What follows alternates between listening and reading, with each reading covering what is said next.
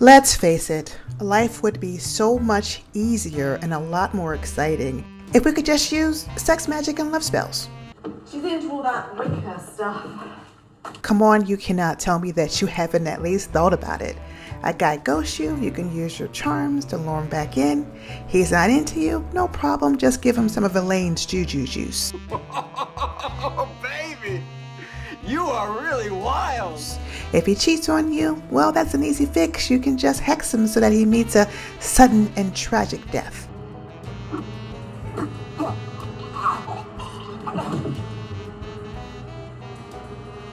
Poor Jerry. I know, I took it too far. But that's the problem with magic, or in Elaine Parks' world, power. She just took things a little too far. You see, The Love Witch, directed by Annabella and starring Samantha Robinson, is a cult classic. Why? Because it sets the tone for other great, beautiful horror films like The Substance and The Ugly Stepsister.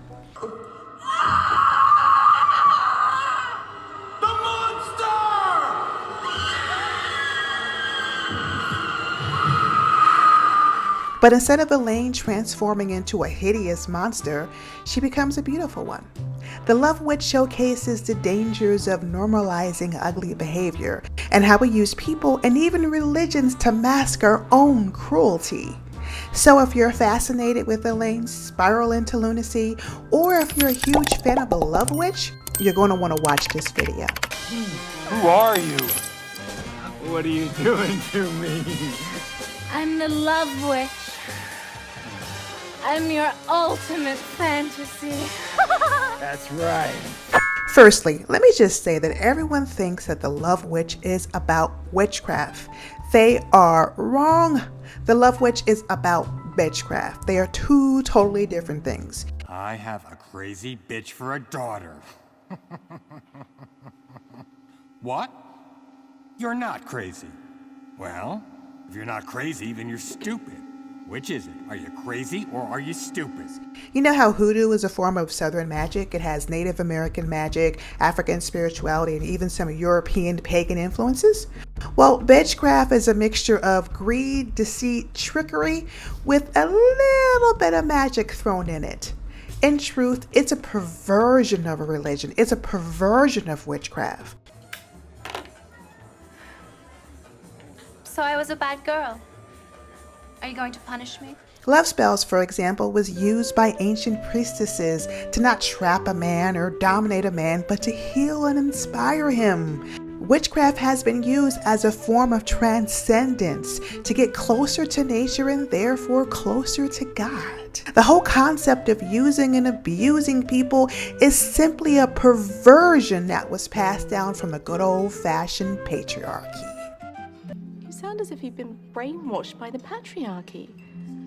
Your whole self-worth is wrapped up in pleasing a man. Guyan, the infamous Coven leader in The Love Witch, was a great example of this.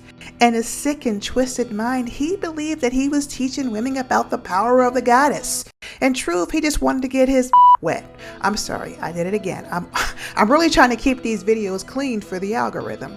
Anywho, Guyan was ugly as sin and preyed on beautiful, damaged women to live out his wild and twisted and perverted fantasies. Prince Julian, the Ugly Stepsister, was indeed very handsome but shallow. He saw women as just bodies for his own enjoyment. Harvey from The Substance was just as bad, if not worse. He had 40 plus years to grow out of his misogynistic ways. Instead, he berates Elizabeth, firing her because he believed that she was too old to host a primetime fitness show. All these men as characters are losers, but sadly they are a reflection of our modern day patriarchal system. They make the rules and we as minions, well, we have to follow them. Except for the witches. Yeah, the witches. They're everywhere. I know. Historically, witches have gotten a bad rep. In truth, witches have always been the rebels, fighting against a man and an oppressive regime. Elaine, for example, was born beautiful, yet she was constantly beaten down by her father and later her ex-husband, Jerry. And why don't you ever brush your hair? You need to take better care of yourself and of the house. Guyan saw that she was a wounded little bird Love and me. wanted to get in on the action, and he Love abused me. her. Avira was also blessed with inherent beauty, but when her mother Rebecca constantly eats away at her self-confidence, her internal beauty starts to wane. Elizabeth Sparkle at 50 could run circles around women half her age, yet she lets Harvey get into her head, convincing her that she's old and washed up and just needed to lay down and die. All of these men tell women who and what they should be. Worse, they set the bar so high with crazy high standards that no normal woman can realistically achieve them. Feminine ideal only exists in a man's mind. No woman could ever fulfill it. So what do? We cheat.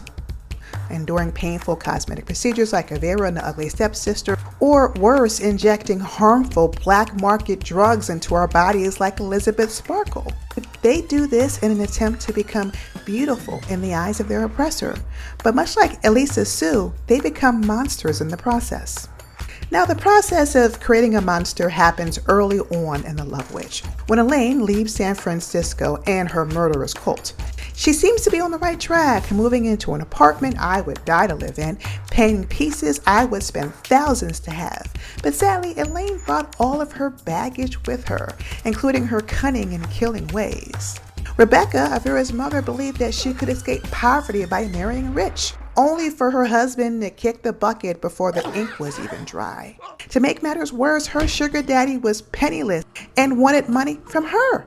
The irony of it all. Sadly, Rebecca passes her baggage on to her daughter, Avira. In this life, you must marry rich.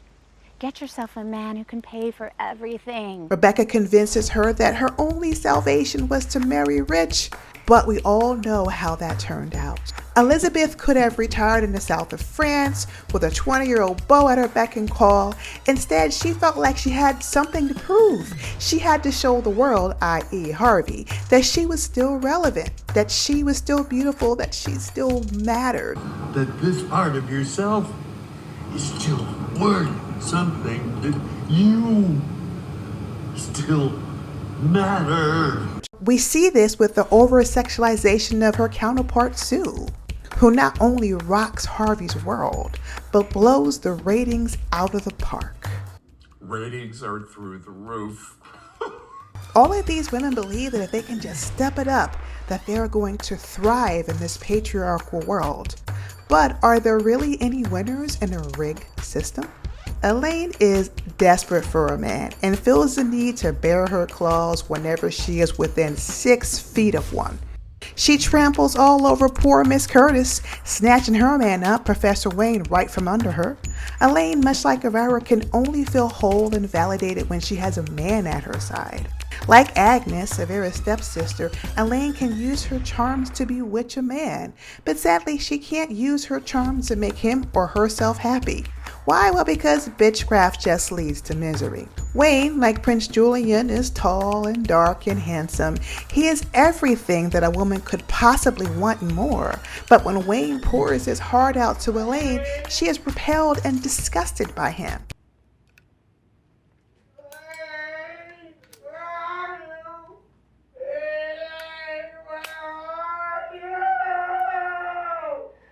And it's not because he's overly emotional like men say most women are. It's because Wayne is a reflection of Elaine's inner woes and fears. She sees herself in him and in typical Elaine fashion feels the need to run away. Only Wayne does her one big favor. He dies, setting her off to find her next victim, man. The precarious balance between Lizzie and Sue is disrupted when Sue takes more time, despite the consequences. This shows the sad truth of how Lizzie would choose to rot away just to be young and beautiful once again. Tell them who your little beauty secret is. I guess, why don't we just show them right here? Here's your little beauty secret. Worse, beauty seems to be a deadly elixir for all three women. The more alluring and powerful they become, the uglier they behave. Elaine befriends Trish, only to have an affair with her husband when she is away on a business trip. Elaine wants what Trish has, a stable relationship that has spanned over 10 years. No one has ever loved me the way you love Trish. No one. Yet when she finally has what she always dreamed of, she is repelled once again. She dumps Richard for his obsessive, clingy behavior. Yet Elaine fails to realize that Richard is a reflection of her own clingy and obsessive behavior. And once again, another man obliges her by dying. Lizzie Sparkle cannot see that the split between her and Sue is bringing out the worst in her. She too refuses to look in the mirror and see how Sue is merely an alter ego that is silently killing her. Sue is the beautiful piece of herself that she projects to the world, while the real her is slowly withering away and dying. I need you. Because I hate myself.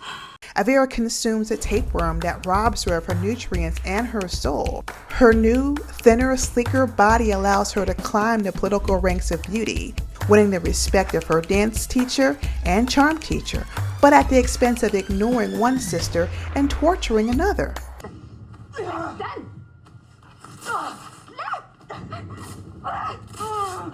But sadly, in the patriarchal system and in the beauty of politics, there is a Hunger Games element to it. Women feel the primal need to kill or be killed. Elaine, Sue, and Avera have no qualms about breaking a bitch down to get what they want. That means that I take what I need from men, and not the other way around. Sue, sick of the 7 days on and 7 days off agreement with Lizzie, decides to stockpile a whole bunch of substance juice. She makes it for a good 3 months before she herself starts to deteriorate right before her huge hosting gig at the New Year's Eve gala. Avera ripped Agnes's dress so that she couldn't attend Prince Julian's ball. Then she threatens to hack her to pieces once she finds out that Agnes was Prince Julian's mystery girl. Elaine was truly cold-hearted and cold-blooded as Trish mourns over her late husband, Richard. In true Witchcraft fashion, she boasts about her new lover, Griff, leaving Trish reeling from jealousy and pain. You'll burn for this! All 3 women engage in monstrous behaviors. These behaviors slowly erode their soul and inevitably their prized possessions, their beauty and their charms. Avera loses her hair and her mind. Like Elaine, the fantasy of falling in love with the prince has become an addictive drug, and she is so high that she can't seem to come back down. Her desperation reaches its peak when she cuts off her foot in an attempt to fit Agnes's shoe. Sue and Lizzie engage in the ultimate showdown, exchanging blows and insults, resulting in Lizzie going down for the count. Sadly, with Lizzie dying, Sue literally starts to fall apart and looks for yet another unconventional solution to solve her problems. Trish and Elaine engage in a bitchy cat fight. Bitch! Skank! This, of course, happens after Trish sneaks into Elaine's apartment and finds that she was indeed having an affair with her husband, and her husband Richard died as a result of it. Again, all 3 women are beginning to see the consequences of their actions, yet they cannot stop. The rewards for bad behavior are too high. Sue is on top of the world, she is America's sweetheart, has parties all day, and she's partying all night. Hi, everybody. I'm Sue, and it's time to pump it up. Are you ready? Avera is finally thin enough to fit into Agnes's dresses. She is graceful enough to be the lead dancer at Prince Julian's ball, and she is beautiful enough to turn heads, attracting at least a half-dozen suitors. Oh my God, Elaine. You've lost so much weight. You have such a hot body now. While Elaine is lost in love, Griff, the chiseled police sergeant, falls victim to her charms. He is swept away into her fantasy of love and romance, even agreeing to a mock wedding. But sadly, what goes up must come back down. All 3 women are forced to take a brutal look at themselves. Sue wants to be a better version of herself after seemingly killing her other half, Lizzie. Only taking the substance activator turns her into Elisa Sue, a hideous monster who showers her audience with rage and bloodshed. Agnes attends the ball despite Avera and Rebecca's best wishes. She walks in beautiful, veiled, and late, all while capturing the eye of the rich and powerful Prince Julian. Elaine is confronted by Griff and later attacked by the bar patrons for being a witch. Burn the witch! Burn the witch! Burn the witch! Burn the witch! Burn the witch! This is the first time that Elaine is truly suffering from the consequences of her actions. Honey, you have to be more careful. Maybe you shouldn't be messing with love spells in the first place, you know? Avera feels the sting of being rejected by Prince Julian, but instead of congratulating Agnes on her well-fought victory, she threatens to hack her to pieces, all while taking her shoe. You would think that Elaine being attacked would be a humbling experience, yet she plows forward, looking to snag Griff in another one of her love spells. Only something really strange happens. She sees herself in him. She sees her own emptiness and pain and turmoil. For the first time, Elaine is confronted with her shadow. Elaine Parks went through strenuous efforts to conform to an unrealistic beauty standard. As a result, she became disillusioned, becoming the monster that society had created. Avera cuts off her foot, chips her tooth, breaks her nose, and she still thinks that she had a chance to win over Prince Julian's heart, so long as she could fit Agnes's shoe. And Elaine kills Griff because she'd rather live in a fantasy world than face the reality of her own monstrous behaviors. You could say that all of these characters were caught up in some type of wicked spell, a spell that caused them to choose a fantasy over real life and real love. All of these characters were more bitchy than witchy. They misused their power to the point of their own demise. So tell me, how do you think The Love Witch inspired other modern day horror flicks? Please sound off in the comments below.